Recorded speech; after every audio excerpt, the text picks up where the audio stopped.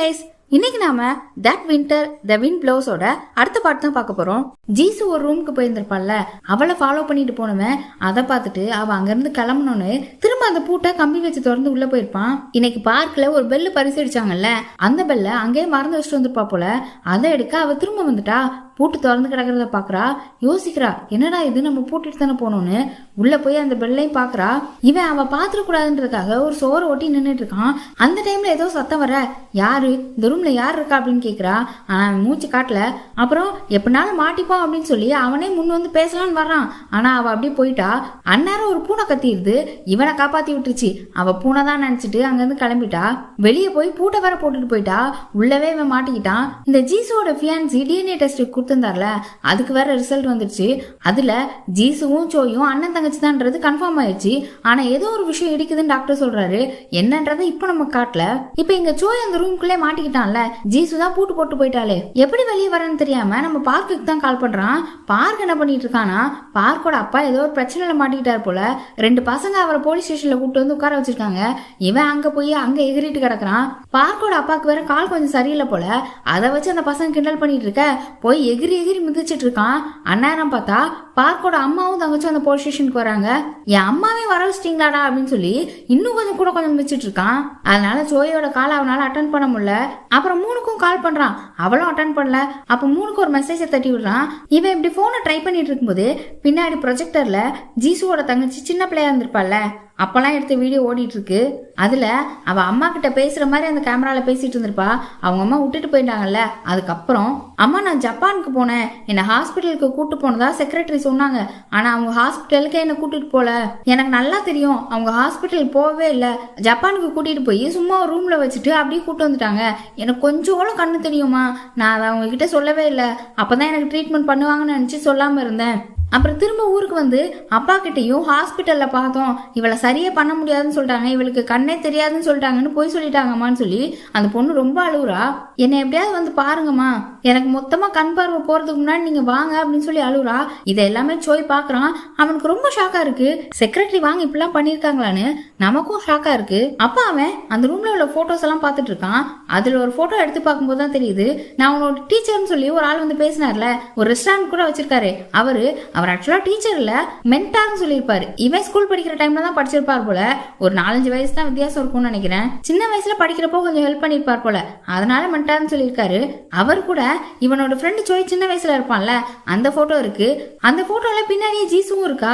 இதை பார்த்துட்டு இருக்கும் போதே மூணு அங்க வந்துடுறா. இவன் தான் மெசேஜ் பண்ணிருப்பான்ல, அதை பார்த்துட்டு வந்திருக்கா. இப்ப சோய் பார்த்துட்டு இருந்த போட்டோல அந்த குட்டி பையன் சோய் இருக்கான்ல, அவனோட இடது கையில தான் அந்த தீக்காயம் தழும்பு இருக்கு. இப்ப இருக்கிற நம்ம சோய் வலது கையில எல்லாம் தீக்காயம் போட்டு வச்சிருப்பான். மூணாவது பார்த்துட்டு போட்டோவை கிழிச்சு போட்டுட்டு ரேசர், டூத் பிரஷ், இப்ப இந்த போட்டோ எல்லா எவிடன்ஸும் அழிச்சாச்சு, ஒரு பிரச்சனை இல்லைன்னு சொல்ல டிஎன்ஏ ரிப்போர்ட் எப்படி மாத்தினீங்கன்னு கேக்குறான். இப்பதான் அவன் முன்னாடி நடந்ததை சொல்றா. இவ பாத்ரூம்ல வச்சு அந்த கவரை மாத்தி எடுத்துட்டு போயிட்டால. ஆனா பின்னாடியே வந்து ஜீசுவோட ஃபியான்சி அந்த கவரை வாங்கிட்டு போயிருவான். அப்புறம் தான் மூணு பார்க்க கூப்பிட்டு அவன் ஃபைல மாத்தி எடுத்துட்டு போயிட்டான். ஒரிஜினல் அவன் கார்க்குள்ளே தான் இருக்குன்னு சொல்லிட்டு அங்க கூட்டு போறான். கூட்டு போய் கார்க்குள்ள இருக்கிற ரேசரையும் பிரஷையும் மாத்திடுறாங்க. கரெக்டா அவங்க மாத்தி முடிச்சதுக்கு அப்புறம் தான் ஜீசுவோட ஃபியான்சியும் நம்ம தப்பான கவர் எடுத்துட்டு வந்திருக்கோம் அப்படின்னு சொல்லிட்டு திரும்ப கார்க்கு எடுக்க வரான். அதுக்குள்ள இவங்க மாத்தி சக்சஸ் பண்ணிட்டாங்க. இப்போ சோய் அங்க இருந்த கேமரா, அதுல இருந்த கேசட்னு எல்லாத்தையுமே எடுத்து அது இருந்த இடத்துல அப்படியே வைக்கிறான். இந்த மூணு என்ன பண்றா அப்படின்னா, அங்க மாட்டி இருந்த போட்டோஸ்ல செடியெல்லாம் இருக்கிற மாதிரி போட்டோஸ் இருக்கும், அதை எடுத்துக்கிட்டா. அப்புறம் சோய் கிட்ட இப்ப புதுசா உனக்கு ஒரு தங்கச்சி கிடைச்சிருக்கால, அவன் என் அக்காவோட அழகா இருப்பா போலயே, நான் பாத்துக்கிட்டே தான் இருப்பேன், பாத்து இருந்துக்கன்னு சொல்லிட்டு அந்த பூட்டு ரொம்ப பழசு போல, கொஞ்சம் வேகமா பிடிச்சிருந்தாலே ஓப்பன் ஆயிருது அப்படின்னு சொல்லிட்டு போறா. இப்ப அடுத்த நாள் சோய் ஜீசுவோட ரூம் ஜன்னல்ல அந்த பைஸ் அடிச்சாங்கல்ல, அந்த மணியை கட்டி தொங்க விடுறான். காத்து அடிக்கும் போது அதுல இருந்து சவுண்ட் வரும்ல, அது அழகா இருக்கும்ல, அதுக்காக அதை காட்டுறதுக்காக அவளையும் கூப்பிடுறான். ஆனா அவளை காணும். என்னடான்னு பார்த்தா பாத்ரூம்ல இருந்து ஏதோ சத்தம் வருது. அவளுக்கு ஏதோ ரொம்ப வலி இருக்கு, கண்ணு வலி மாதிரி தான் தெரியுது, ரொம்ப கஷ்டப்படுறா. அப்புறம் அவன் வெளியில வரவும் என்னாச்சு உனக்கு, ஏதோ சத்தம் கட்டிச்சு, ஏதாவது பிரச்சனையா உனக்கு அப்படின்னு கேக்குறான். இவ இருந்துட்டு என்ன எதுவும் பிரச்சனை நடக்கும்னு ஆசைப்படுறியான்னு சொல்லிட்டு கோவப்படுறா. உனக்கு எதுவும் உடம்புக்கு முடியலையா, உன்னை பார்க்கவே சரியில்லையா அப்படின்னு சொல்லி கேட்க, நீ வெளியில போயிரு, என்ன நான் செத்தா எந்த இன்வெஸ்டிகேஷனும் இல்லாம என் மொத்த சொத்தையும் உனக்கு தரேன்னு சொல்லியிருந்தேனே, அதனால எதுவும் பண்ணிடலாம்னு நினைக்கிறியா அப்படின்னு சொல்லிட்டு, நான் கண்ணு வெளியில கஷ்டப்பட்டப்போ நீ எங்க போயிருந்த, எனக்கு பிரைன் கேன்சர் வந்துச்சு அப்ப எங்க போயிருந்த அப்படின்னு சொல்லி ரொம்ப கோவமா பேசுறா. நான் இந்த மணியை மாட்டலான்னு தான் வந்தேன், வேற ஒண்ணும் கிடையாது, இன்னும் 2 மாசம் தான் நான் கிளம்பிடுவேன் அப்படின்னு சொல்லிட்டு அவனும் அங்க இருந்து கிளம்புறான். அப்புறம் வெளியில வந்து பார்த்தா இந்த மூணு இருக்கல்ல, அவன் நிறைய செடியெல்லாம் எடுத்துட்டு வந்து நிக்கிறா. ஜோய்க்கெல்லாம் ஷாக்கா இருக்கு, என்ன பண்ண போறாளோன்னு பாத்துட்டு இருக்க. செக்ரட்டரி வாங்க வர வந்துட்டாங்க. என்ன ஆச்சு, என்ன இதெல்லாம், யார் இவ்வளவு உள்ள அலோவ் பண்ணது அப்படிலாம் கேட்க, என் பேர் மூன், நான் ஜோய்க்கு தங்கச்சி மாதிரி, நான் ஃப்ளவர் ஷாப் வச்சிருக்கேன்னு சொல்லிட்டு இருக்கேன். செக்ரட்டரி வாங்க ஜோய்கிட்ட, நீங்க இந்த மாதிரிலாம் பண்றதுக்கு முன்னாடி என்கிட்ட ஒரு வார்த்தை கேட்க மாட்டீங்களான்னு கேக்குறாங்க. ஜீசுக்கு இதெல்லாம் பிடிச்சிருக்கு அதனால செய்யறேன், ஏன் இதெல்லாம் எங்க அம்மாவோட ஞாபகங்கள், அவங்களோட அடையாளமே இந்த வீட்டுல இருக்க கூடாதுன்னு நினைக்கிறீங்களா அப்படின்னு சொல்ல அவங்களும் அங்க இருந்து போயிடுறாங்க. ஜீசு இத மாடியில இருந்து ஜன்னல் வழியை எட்டி பார்த்துட்டு தான் இருக்கா. இந்த மூணு உடனே ஜீசுவை பார்த்து வாயேன் ஒன்னா செடி நடலான்னு கூப்பிடுறா.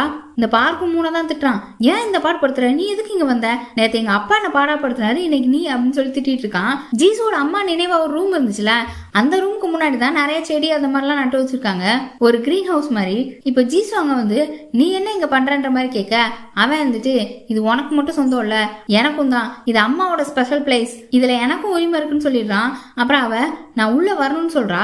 ஏன்னா இதுக்கு முன்னாடி எந்த இடத்துல என்ன திங்ஸ் இருக்குன்னு அவளுக்கு தெரியும், அவ பாட்டு கேஷுவலா வந்துட்டு போயிட்டு இருந்தா. இப்ப நிறைய செடி அந்த மாதிரிலாம் கொண்டு வந்திருக்கிறதுனால அவளுக்கு டிஸ்டர்பன்ஸா தெரியும்ல. அப்படியே உள்ள நடந்து வந்துட்டு இருக்கும்போது ஒரு கம்பியில தட்டுது, கீழே விழுற மாதிரி போயிட்டா. ஜோய் தான் வந்து பிடிக்கிறான். பிடிச்சிட்டு ஹெல்ப் பண்ணுன்னு கேளு, நான் பண்றேன் அப்படின்னு சொல்ல அவளும் வேற வழி இல்லாம கேட்டுடுறா. இவன் அவளை தூக்கி கொண்டு வந்து ஒரு இடத்துல உட்கார வைக்கிறான். இத பார்க்கும் மூணு பார்த்துட்டு தான் இருக்காங்க தள்ளி நின்னு. இப்ப ஜீசு ஜோய் கிட்ட, நீ திரும்ப வந்ததுக்கு அப்புறம் இந்த இடத்த பார்த்து பண்ணி எனக்கு நல்லா தெரியும் அப்படின்னு சொல்ல, ஜோய் இருந்துட்டு நீ இல்ல அண்ணான்னு சொல்லு அப்படின்னு சொல்றா. அப்ப அப்படியே இந்த பக்கத்துல இருந்த செடியை ஜீசு தொட்டு பார்த்துட்டே இருக்கும்போது ஒரு செடியை தொட்டு பார்த்துட்டு, இந்த செடி இது எப்படி உனக்கு கிடைச்சிச்சு, உனக்கு எப்படி ஞாபகம் இருக்கு, அம்மா இதோட செடியும் என்னோட காதும் ஒரே போல இருக்கு அப்படின்னு சொல்லி கிண்டல் பண்ணுவாங்க, நான் கூட அப்ப அழுவேன் அப்படின்னு சொல்லிட்டு இருக்கும்போது அதெல்லாம் நான் எப்படி மறப்பேன் அப்படின்னு கேட்டுட்டு மூணை திரும்பி பாக்குறான். அப்பதான் அவன் போட்டோவை காட்டுறா. இவனுக்கும் புரிஞ்சிச்சு அந்த போட்டோல இருந்து தான் வாங்கிட்டு வந்திருக்கான் அப்படின்னு. அப்புறம் இன்னொரு பொருள் வேணும் அப்படின்னு சொல்லி ஜீசு கேட்டிருப்பாள்ல, அது என்ன பொருள் இன்னும் அவன் கண்டுபிடிச்சிருக்க மாட்டான். அது அவ்வளவு சீக்கிரம் வாங்க முடியல, இன்னொரு நாள் வாங்கி தரேன் அப்படின்னு சொல்லிடுறான். அப்புறம் ஜீசுவும் சோயும் ரொம்ப சந்தோஷமா செடியெல்லாம் நட்டுட்டு இருக்காங்க. அப்புறம் தண்ணி அடிச்சிட்டு இருக்கும்போது சோயோட பைப்ல மூணு காலை வச்சுக்கிறா. சோய் என்னடா தண்ணி வரலையா அப்படின்னு சொல்லிட்டு பார்த்தா டக்குன்னு காலை எடுத்து விட்டுறா. மூஞ்சி பூரா தண்ணி ஆயிடுது. அப்புறம் அப்படியே மாத்தி மாத்தி 4 பேர் தண்ணியில விளையாண்டுட்டு இருக்காங்க. சோய் ஜீசுக்கு எந்த பிரச்சனையும் வந்துடக்கூடாதுன்னு சொல்லிட்டு அப்படியே பிடிச்சிக்கிட்டான். ரொம்ப சந்தோஷமா என்ஜாய் பண்ணிட்டு இருக்காங்க. இத செக்ரட்டரி வாங்க தள்ளின்னு பாக்குறாங்க. பார்த்துட்டு அப்படியே அங்க இருந்து கிளம்பிடுறாங்க. இப்ப சோய் ஜீசு கிட்ட ரொம்ப நினைச்சிட்டியே, ட்ரெஸ் எதுவும் மாத்திக்கிறியா அப்படின்னு சொல்லிட்டு டீ எல்லாம் எடுத்து கொடுக்குறான். இதெல்லாம் பார்க்க பார்க்க மூணுக்கு வெறியாகுது. மூணுக்கு சோய் மேல ஃபீலிங் ஆனலாம் தெரியல. ஆனா அவ அக்காவை தவிர சோய் யார கேர்ள் ஃப்ரெண்டா வச்சுக்கிட்டு இருந்தாலும் இந்த மூணுக்கு பிடிக்காது. நானும் தான் நினைச்சிட்டேன் அப்படின்னு சொல்லி எந்திக்கிறா. ஆனா அவன் கண்டுக்கவே இல்ல. உன்னை பார்க்க இருந்துட்டு அவன் உன்னை கண்டுக்கவே இல்லம்மா அப்படின்னு சொல்லிட்டு இருக்க. இந்த மூணு என்ன பண்றா அப்படின்னா, ஜீசுவோட அம்மா ரூம் இருக்கும்ல, இந்த செடியெல்லாம் நட்டு வச்சிருக்காங்கல்ல, அதுல அந்த சோகத்துல ஒரு இடத்துலதான் டோர் இருக்கும். ஆனா டோர் மாதிரியே தெரியாது, ஜீசுக்கு மட்டும் தான் தெரியும். நேத்து ஜீசுவை பார்த்து சோய் ஃபாலோ பண்ணிட்டு போயிருந்திருப்பான். அப்புறம் சோயை காப்பாத்துறதுக்காக மூணு அங்க வந்திருப்பால, அதனால இப்ப சோய்க்கும் மூணுக்கும் அந்த இடத்துல கதவு இருக்குன்றது தெரியும்.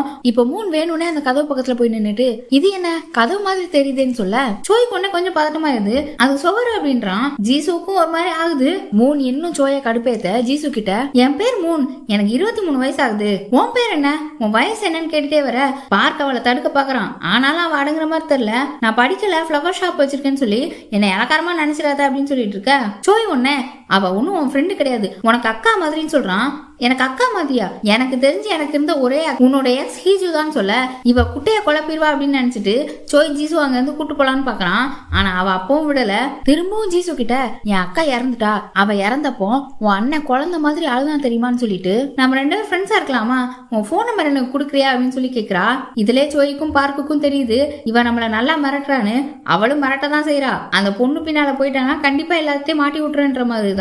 இப்ப செக்ரட்டரியும் ஜீசுவோட ஃபியான்சியும் அந்த டிஎன்ஏ டெஸ்ட் ரிசல்ட் பத்தி தான் பேசிட்டு இருக்காங்க. ரிசல்ட் என்னமோ மேட்ச் ஆக தான் செய்யுது. ஆனா ஒரு விஷயம் வித்தியாசமா இருக்கு.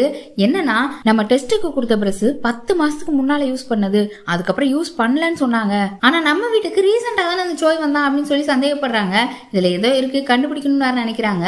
இப்ப பார்த்தா அந்த சாரா பொண்ணு இருக்குல்ல, நம்ம சோயோட பழைய கேர்ள் ஃப்ரெண்ட், அவனை கூட ஜெயிலுக்கு அனுப்பினாலே, அவ ஜீசுவோட கம்பெனிக்கே வந்திருக்கா.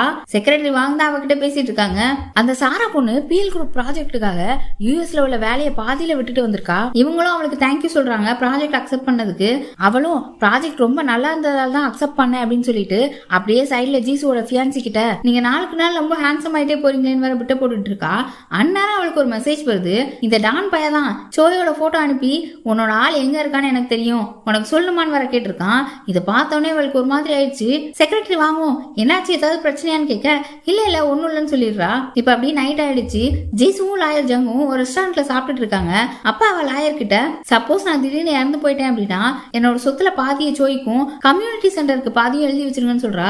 என்னமா பேசிட்டு இருக்க, உனக்கு என்ன வயசாகுது, இப்பவே என்ன உயிரை பத்தி எல்லாம் பேசிட்டு இருக்க, உனக்கு ஏதாவது பிரச்சனையான்னு கேட்க நாம எப்போ சாவோன்னு யாருக்கு தெரியும், என் உடம்புக்குலாம் ஒண்ணும் இல்ல, கொஞ்ச நாளைக்கு முன்னாடி தானே பாடி செக்அப் பண்ணேன் அப்படின்னு சொல்றா. அவருக்கு அப்பதான் கொஞ்சம் திருப்தி ஆகுது. நீங்க ஏன் செக்ரட்டரி வாங்கிட்ட உங்க லவ் சொல்லவே இல்லைன்னு திடீர்னு கேட்டுடுறா. அவரும் செக்ரட்டரி வாங்க லவ் பண்ணி இருந்திருப்பார் போல. இது செக்ரட்டரி வாங்கிட்ட எதுவும் நீ சொல்லலையே சாப்பிடு அப்படின்னு சொல்லிடுறாரு. ஜீசுவோட அப்பாவுக்கு செக்ரட்டரியை கொஞ்சம் பிடிச்சிருந்துச்சுல, அதனாலதான் இவரால ஓப்பனா பேச முடியல. இப்ப இந்த டானுக்கு சாரா போன் பண்றா. ஆனா டான் போன் எடுக்கல. அவ கால் பண்றான்னு தெரியுது, ஆனாலும் எடுக்காம இவளை வச்சு நம்ம என்ன பண்ணலாம் அப்படின்னு சொல்லி யோசிச்சுட்டு இருக்கான். இனி அடுத்தடுத்து என்ன நடக்க போகுதுன்றத அடுத்த வீடியோல பார்க்கலாம். நம்ம சேனலை இன்னும் நீங்க சப்ஸ்கிரைப் பண்ணாம இருந்தா சப்ஸ்கிரைப் பண்ணிருங்க. அப்படியே வீடியோ பிடிச்சிருந்தா லைக் பண்ணி ஷேர் பண்ணிருங்க. Bye by.